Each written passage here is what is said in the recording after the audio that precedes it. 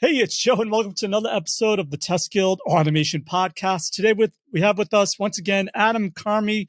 He is the creator and founder of Applitools. So today, you're going to learn all about a revolutionary new way to run your tests faster and more reliably in a self-healing type cloud using your existing open source tests. If you don't know, Adam is the co-founder and CTO at Applitools. He's also the inventor of visual testing, bringing over 20 years of experience from a bunch of different leadership initiatives and experience from Applitools. And prior to founding Applitools, he held management positions at companies, I think, like IBM, Microsoft, and Intel, and a bunch of other ones. Really excited to have him back on the show. You want to miss it, check it out. This episode of the TestGuild Automation Podcast is sponsored by the TestGuild. TestGuild offers amazing partnership plans that cater to your brand awareness, lead generation, and thought leadership goals. Get your products and services in front of your ideal target audience. Our satisfied clients rave about the results they've seen from partnering with us, from boosted event attendance to impressive ROI. Visit our website and let's talk about how TestGuild can take your brand to the next level. Head on over to testguild.info and let's talk. Hey, Adam, welcome back to the Guild. Hey, Joe, it's great to be back. No, I don't. To chat. Yeah, absolutely. It's been years. I don't know if you know how long. I think last time you were on was episode 43 in 2015. So it's been like 8 years. Yeah, it's been crazy. Wow. Time flies. Yeah. You haven't changed at all. Right. More white and grays for sure. You look the same. How nice. Thank you. Thank you. Yeah. So, last time you were on the show, you introduced what I think was the first time a new technology called visual testing. And today, I think you're going to introduce something that I think is also the first of its kind, something called the Self-Healing Cloud. But before we get into it, for people that may have missed that episode back in 2015, what is Applitools? Yeah, so Applitools provide a test automation platform that, today is used by hundreds of the world's leading companies. What's special about Applitools is basically two technologies that we've developed, disruptive technologies that are unique to us. The first of them is visual AI, which is basically a large collection of computer vision algorithms that mimic the human vision with very high accuracy. And it allowed us to take a very unique approach to test automation, basically inventing visual testing, but actually proposing a new way of implementing your end-to-end tests, component testing, anything that has to do with testing through the client, anything that has a UI, which eventually allows you to drastically increase your test coverage while reducing the amount of test code that you need to write by 80%, and requiring a fraction of the maintenance effort that you would normally require to maintain your automated test suites, and also opening it up for everyone in the team to work on. So you can have any manual tester, business analyst, every member of the team that doesn't have developer skills, he can take complete and full membership and ownership on maintaining the automated tests. So that's the revolution around visual AI. The second invention is the ultra-fast grid, and we came out around 2018, which is basically the best way to test cross devices and browsers. So it allows you to execute your visual AI-based test across different devices and browsers to get that coverage in orders of magnitude faster and more reliably and more securely than you can with any other device lab. So this is the big two technologies that we've had, and the execution cloud, the self-healing execution cloud that you mentioned, is our latest and huge recent addition. Yeah, absolutely. So I want to dive into that, but I'm already off topic. I just want to say, since I learned about Applitools in 2015, I bring this up as an example of how I see AI progressing in the future. So I just want to get your input on this. So with Applitools, what it does, it bubbles up insight and it requires a person to say, is this correct? There was a change, but it requires a person to look at whatever the AI algorithm has bubbled up as an issue that someone needs to go in and say yes or no. I see that as where we go in the future with AI, where other vendors are going towards. Do you think that's the correct implementation of AI solutions rather than just relying on the algorithm to do it. It's going to require a human being, as always, to make sure it's valid, whatever it's prompting you for. Yeah, so I think that at the end of the day, I think that first of all, we see people every day arguing about what is right and wrong. I mean, I see it between my engineers and the product team. One guy likes it, the other one doesn't like it. One guy thinks that it's great, the other doesn't. Who says that a machine can really decide here? That's my first question. So even if we could implement it, which we can't, but who says that the machine can decide? The second thing is, I think that today, especially if you want to sell a product that people will buy, people are very, very wary of allowing some obscure AI to make decisions. When it comes to testing, people want certainty. They want to know what is the coverage that they're getting. What are the risks that they're taking? Okay, and if you want to talk about the future, when I look at ChatGPT and large language models and generative AI and all this stuff that came into our life in the past months, and people are all of a sudden afraid how it's going to change the world. So not to get into of where it really is and where the hype is today, which is a completely different thing, and we need to give it time and see how it will evolve and in which areas it will really have a big impact and where it won't have any impact. Let's assume the worst. Let's assume that AI will start building applications for us. This would be the best thing that would ever happen to the testing world. I mean, the better this thing is, the less qualified the engineers will be, the less ability to understand what is being built, how it is being built. Today, when you add a new feature, you have a developer that knows what he's doing. He's a software engineer. He knows what he changed. He can come back to you and say, I changed this. It's safe. This is the impact. This is what you need to cover in your tests. Imagine working with a tool that when you ask him the same question twice, he gives you a different answer. And the guy that is using it is not a good engineer, so he cannot really understand what happened or influence it, right? So the world of testing is going to be much more important. And the need for a testing tool won't be rely on another AI to tell you if the other AI did well. It would be a true regression-based test. You would like to know, okay, I know how it worked before. I want to know everything that changed from how it used to behave before, because you won't count on the guys that's changing it. Okay, so I think that the future is very bright for us testers and us working in the testing community. And to go back to your initial question, I think people want to be involved. I think they don't want to do repetitive, boring, mindless work. They want to use their intellect and understanding of the customer, the expected user experience, the knowledge of the product and what they intended to happen, and be able in the most efficient way to make sure that it works that way. And the most efficient way is for them to just look at changes and say, yes, this is okay, or no, this is a bug. I love it. Great insight. And you mentioned a lot of people are afraid that's going to replace, well, you kind of implies a lot of people think that AI is going to replace testers. But once again, I always go to Applitools and said, now I used to work for a company that used to compare x-rays to one another. And it was very difficult to do manually until we brought Applitools in and was able to spot differences that I don't think anyone could do manually. So I asked how many testers do people think that replaced? It was 0. So it's the same exact thing I see in the future. So absolutely. Look, at the end of the day, this is a productivity tool, but you still need the skills to evaluate what you get and ask for corrections. And you still need those skills. When the spreadsheet was invented, people thought that accountants, bookkeepers won't have a job anymore. The exact opposite happened. So maybe there will be many more jobs open because more people would be able to apply to them, but the skills would still be required. This is how I see it, at least. Very nice. All right. So besides Applitools Eyes, which does the visual validation piece, you mentioned the ultra fast grid.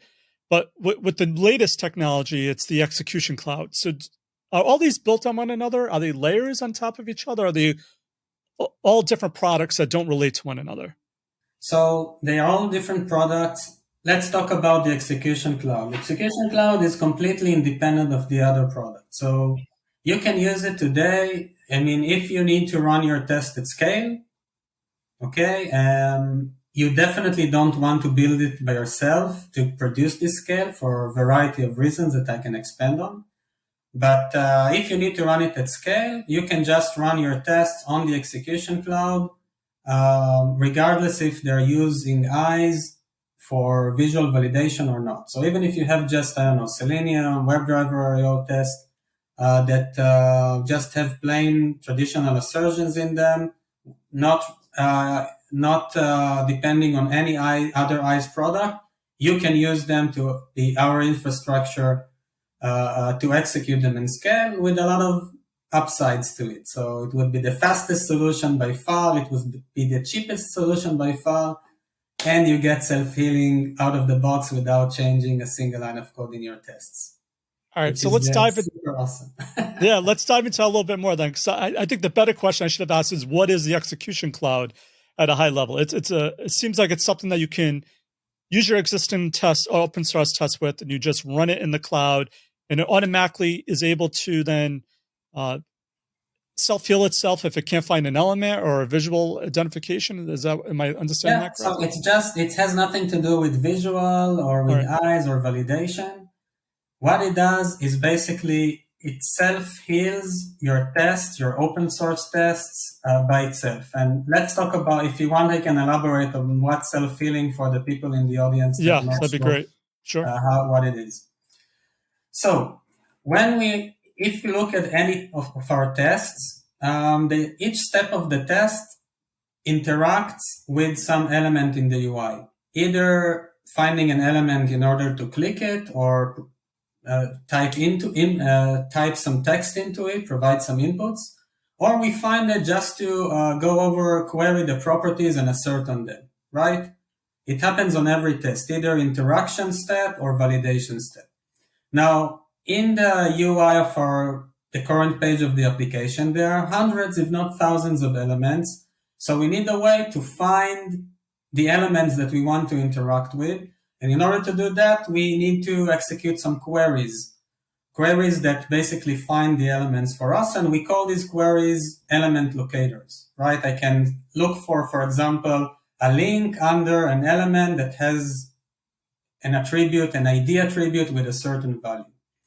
Now, the problem happened, and this is how tests are built. The problem is that if the UI changes because we are adding a feature or some developer decides to refactor it because he thinks it could be built in a better way, the structure of the UI changes, and that can cause some of the queries in our test code to fail. It's still the same query, but it fails to find the element that we're looking for.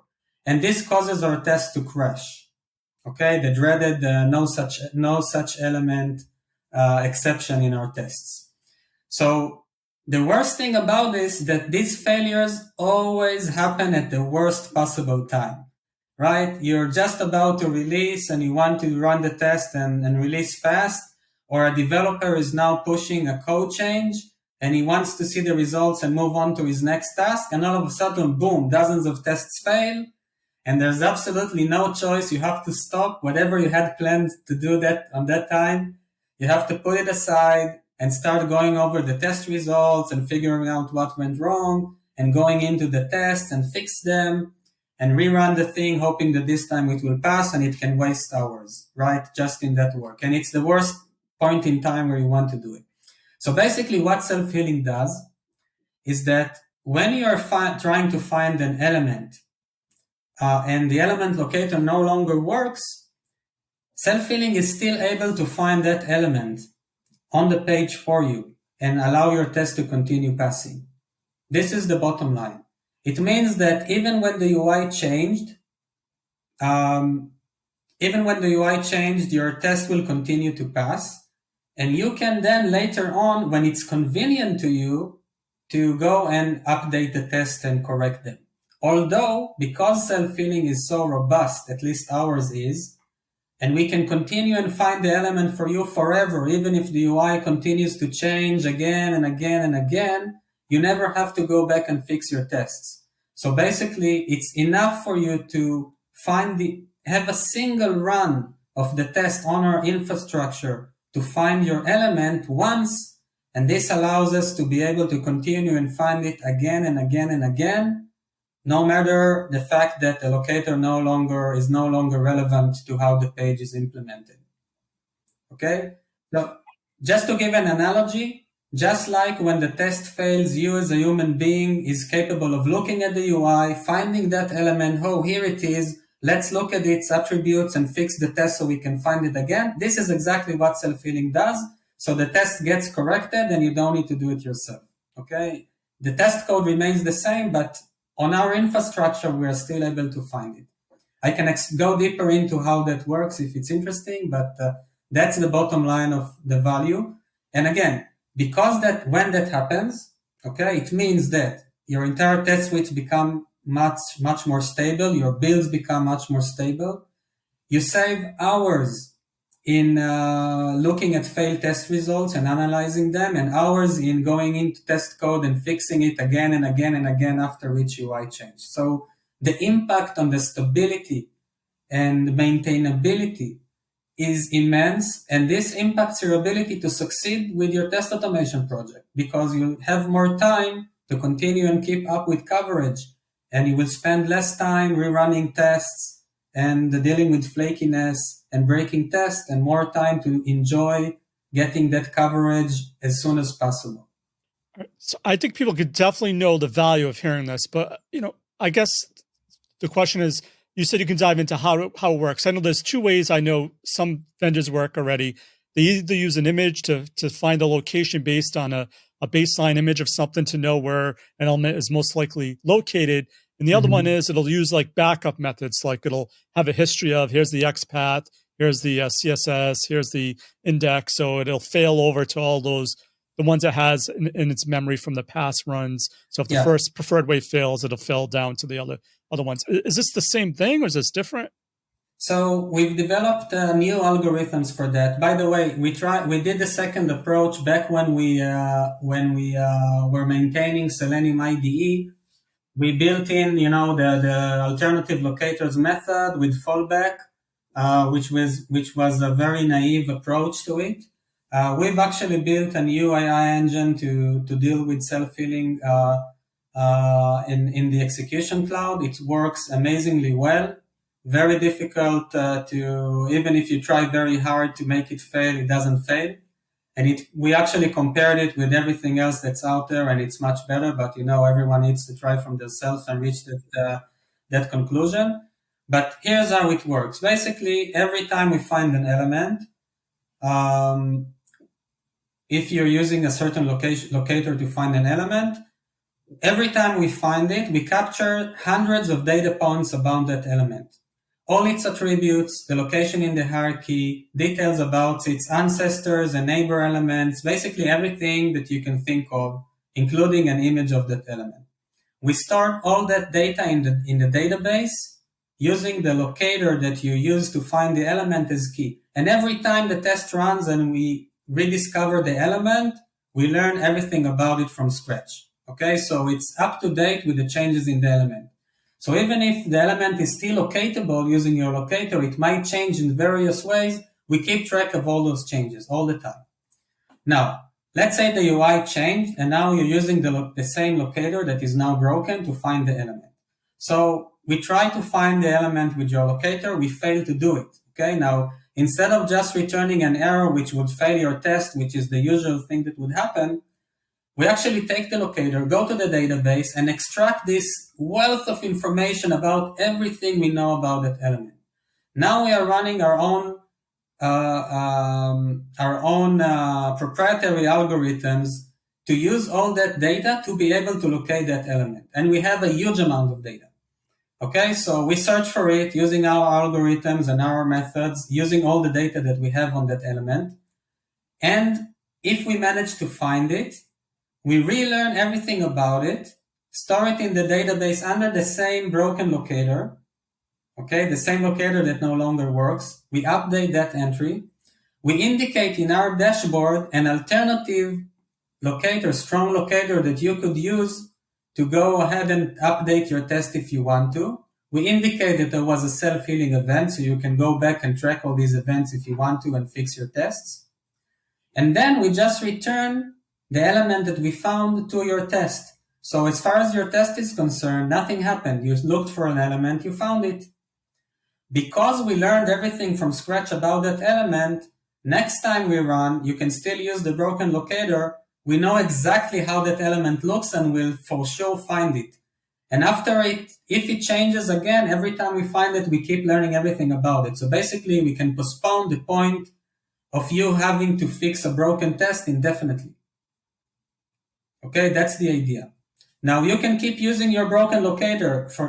At this point in time, it is a locator that is simply a string, an Applitools locator for that matter, that is used to find your elements, and it doesn't need to have anything to do with how the UI is implemented anymore. If you prefer, we can go ahead and use the information in our dashboard and copy the new selector that we propose and paste it in your code and fix it that way if you want. And then it will go back to relying on your, on your locators and actually find the elements that way. But you don't have to do it.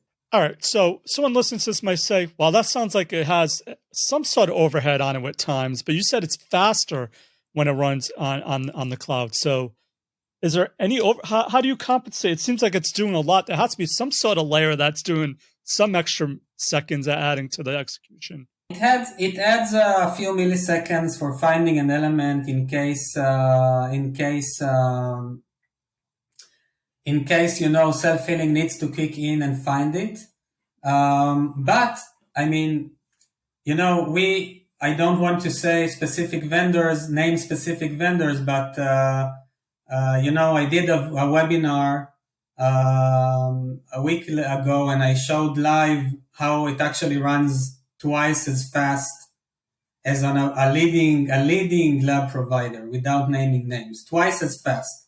I mean, so on one hand, and this other vendor does not have the self-healing layer, and it's still twice as fast. And when it's twice as fast, we are talking about saving many seconds per test, right? It could be 10, 20, 50 seconds, a minute, depending how long the test is. So adding a second of overhead and reducing half a minute of overhead is definitely worth it.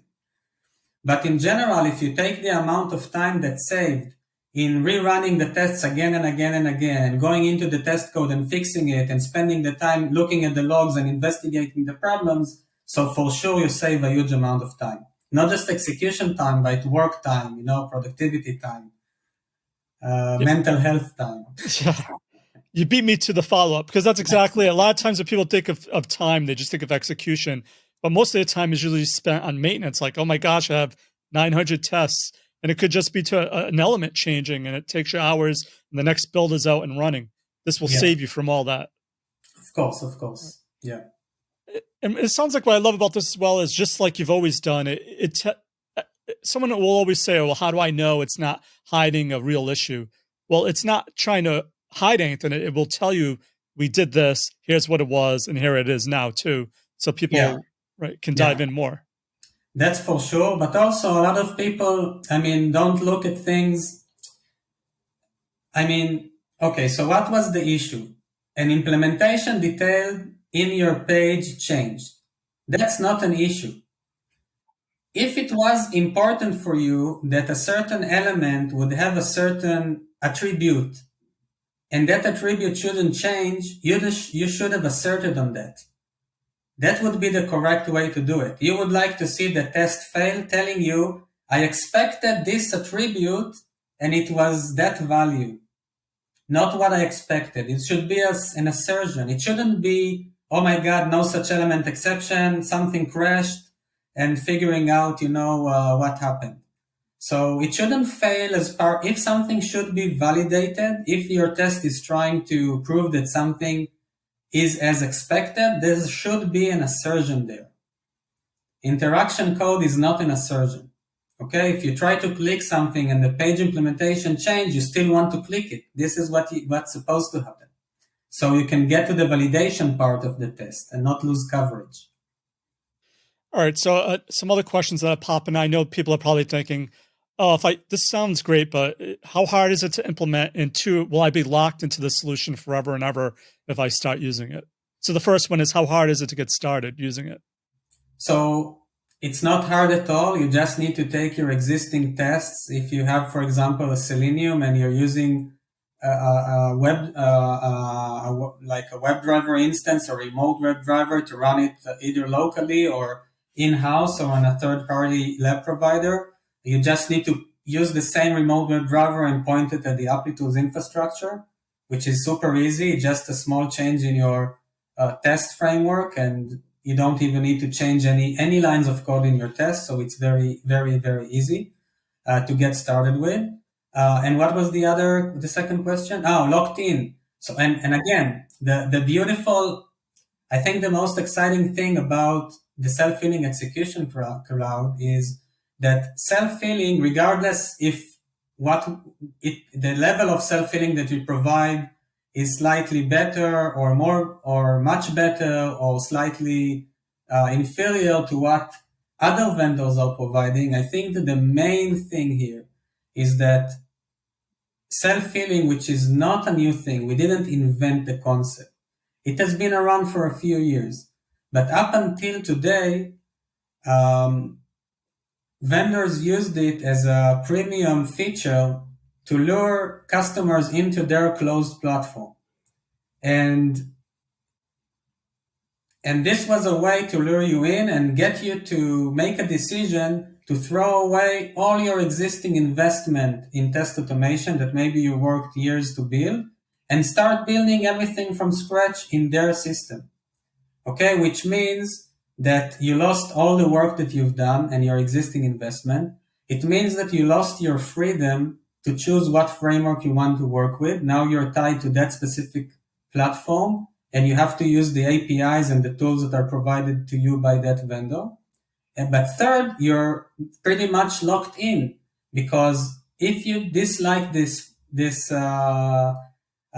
framework, there's a very big problem to leave it, because you have to throw away everything and start from scratch again, which, a lot of teams are busy succeeding, helping their companies succeed, and don't have time to wipe out everything and start building everything from scratch. So the beauty about the self-healing execution cloud is that there is no vendor lock-in.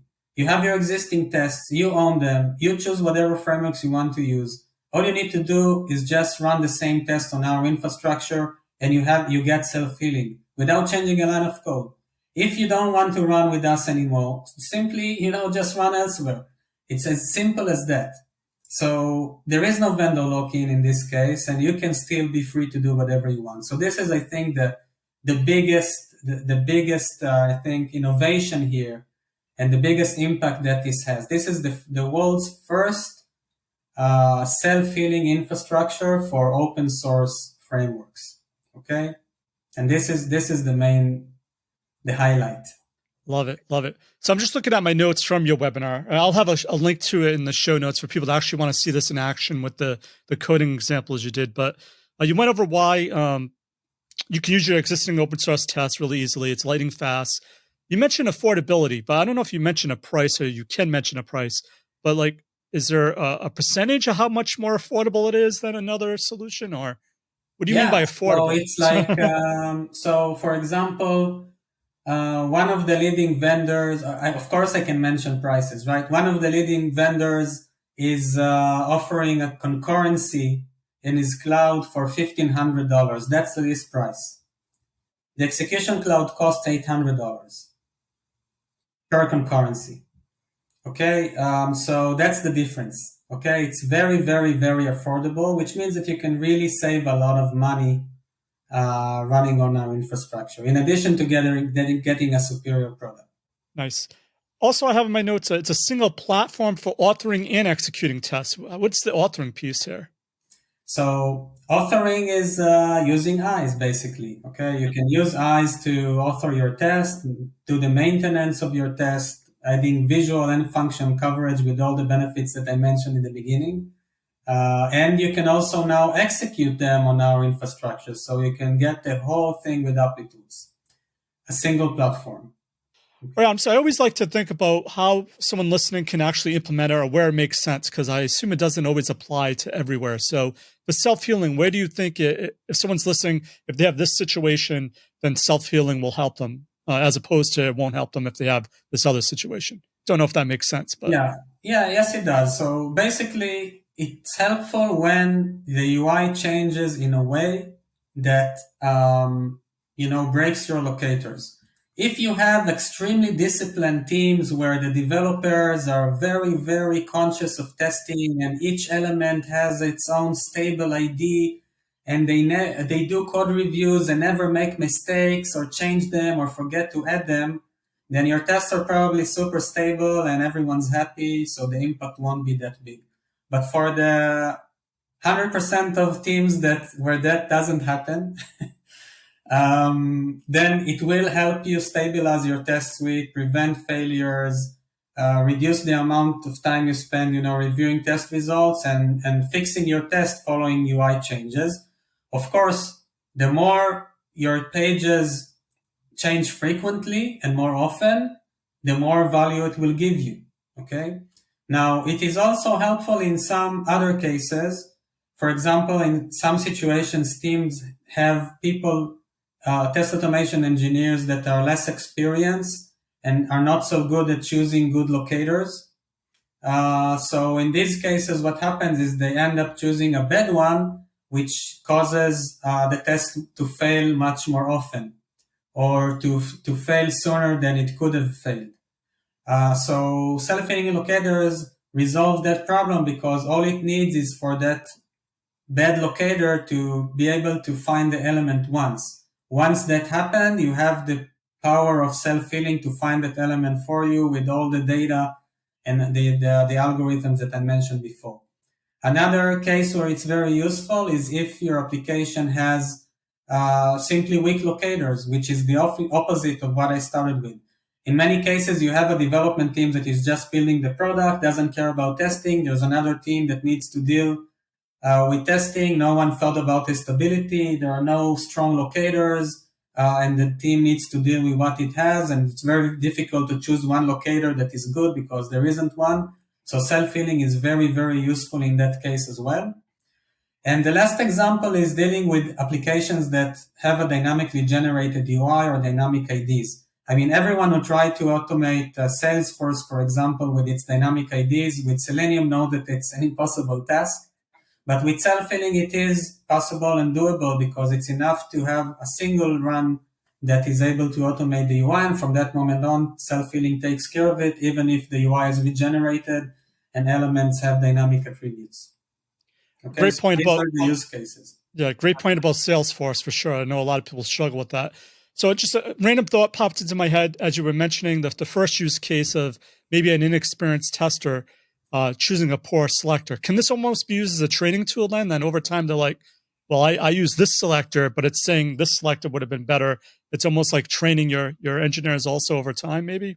I don't know. Yeah, I mean, perhaps, I mean, we didn't build it as a training tool, but actually it's super easy to filter your test suite runs and the tests within them to find all the occurrences where self-healing kicked in. And you will see there exactly the failed locator that you try to use and a recommended strong locator for that element. Okay, so which we actually offer as a way for you to just have an idea of how to update your test. But people can learn from it. I mean, if they see that there are failures, and it can definitely lead them in the right direction if they see it often enough. All right. One other thought I want to squeeze in here before we go is we talked a lot about Selenium, WebDriver IO. I know based on the webinar, that's the answer to the question, but the people that missed the webinar, are you going to support? I know Playwright has been really, really growing in popularity, and Cypress was growing. I don't know if it's still growing, but anyway, are you going to be supporting these other technologies, or are you going to stick just to the Selenium ecosystem? For sure. No, we are going to support it. We decided to actually, it's funny. First of all, Selenium is like a very, very common framework that, although is not the latest and greatest, it is still an excellent framework, and many, many, many teams are using it, and there are plenty of legacy projects that rely on it and will continue to rely on it for many more years. However, we actually, that we're working on the autonomous product, which is a fully autonomous test framework that is going to come out later this year. And we actually built this infrastructure. So we'll soon talk again. I have to get you back. Yeah. Well, yeah. Okay. But we built this infrastructure to help us run the autonomous tests. So we've already been using it internally for 2 years now, the execution cloud. And then we decided that it's time to maybe turn it into a product of its own, on its own. But the reason it is based on Selenium wasn't because we started and said, hey, let's choose the new framework and build it for it. We just used the infrastructure that we had in place and how we are using it internally. But so this is why it's today with Selenium and Selenium based frameworks. However, we are already working on adding support for Cypress and Playwright, and very soon it will be available as well. And we have a long list of a long backlog of additional frameworks, including Appium support, etc. So it all will come out in due time. But of course, we are super excited about this offering, and we get huge traction now. And it is very well received, and this only encourages us to invest more in this infrastructure. Awesome. Okay, Adam, before we go, is there one piece of actionable advice you can give to someone to help them with their automation testing efforts? And what's the best way that people can get their hands on the Selfhealing cloud? What I would say is that not necessarily from the practitioner point of view, but from the value from automation point of view, I would encourage you to do two things. First of all, make sure you run as frequently as possible and as fast as possible and get as much coverage as possible. Don't run just once before release. Don't run nightly. Run on every build. This is what the best-in-class teams do. You need to get to a point where the build takes no longer than 15 minutes, which is just about the time that a developer would be willing to wait before moving on to his next task. If you can get the coverage, the feedback to a developer on the code changes that he just pushed before he's moving on to the next task, you will actually make a difference. He will actually fix the code that he just submitted before starting something new. He will save hours in switching between the new feature to the old feature and back to the new feature. You will actually have commits with less bugs, and you will improve the velocity of the entire team, eventually ending up with the fact that you'll have more features for your customers and help your business succeed. This is where you should strive. This is what the best-in-class teams do. And in order to get to this combination of very fast execution and a lot of coverage and still be able to maintain all of that, you should rely on the modern tools that are out there. Okay, tools that rely on AI to take out a lot of the code, to take out a lot of the maintenance overhead, to drastically increase the coverage of the tests that will allow every member of the team to maintain the automated tests, just like what Applitools products do. Okay, so don't try to save money on open source. You can still use open source as these tools to boost them, but don't try to save that money. This will actually save you a lot of money and save your business a lot of money. So this is my advice. Now, in order to get started with the execution cloud, basically all you need to do is go to our website and find the entry on the banner on Execution Cloud and ask for access, and someone will open up an account for you, and you can just start running free. You can do a free trial and try it out. So it's super easy. Thanks again for your automation awesomeness. For links to everything of value we covered in this episode, head on over to testguild.com/A450. And if the show has helped you in any way, why not rate it and review it in iTunes. Reviews really help in the rankings of the show, and I read each and every one of them. So that's it for this episode of the TestGuild Automation Podcast. I'm Joe, and my mission is to help you succeed with creating end-to-end, full-stack automation awesomeness. As always, test everything and keep the good. Cheers. Thanks for listening to the TestGuild Automation Podcast. Head on over to testguild.com for full show notes, amazing blog articles, and online testing conferences. Don't forget to subscribe to the Guild to continue your testing journey.